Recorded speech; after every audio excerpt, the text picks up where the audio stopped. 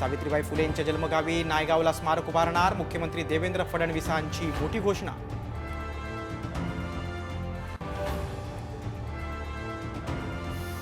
क्रांतिज्योती सावित्रीबाई फुलेंचा ऑक्सफोर्डकडून सन्मान, सावित्रीबाईंच्या नावानं शिष्यवृत्ती, पदव्युत्तर शिक्षणासाठी विविध सवलती.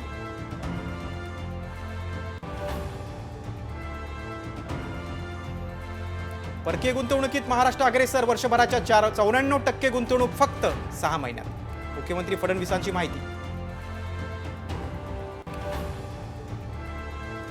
आगामी मुंबई महानगरपालिका निवडणुकीच्या पार्श्वभूमीवर निवडणूक आयोग ॲक्शन मोडवर, निवडणूक आयोगाकडून मुंबईतील शाळांची चाचपणी सुरू, एप्रिल-मे मध्ये निवडणुका होण्याची शक्यता.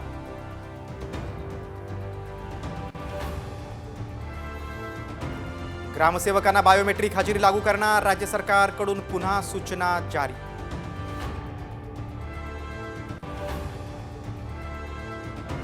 कॉपीमुक्तसाठी शिक्षण विभाग अलर्ट, 10वी-12वी परीक्षेसाठी आता सीसीटीव्ही सह व्हिडिओ रेकॉर्डिंग.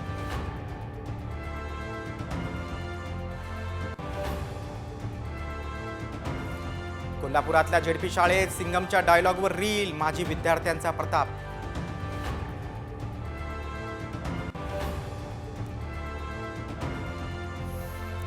देशातील पहिल्या स्लीपर वंदे भारत एक्सप्रेसची चाचणी यशस्वी, दिल्ली श्रीनगर मार्गावर धावणार रेल्वे.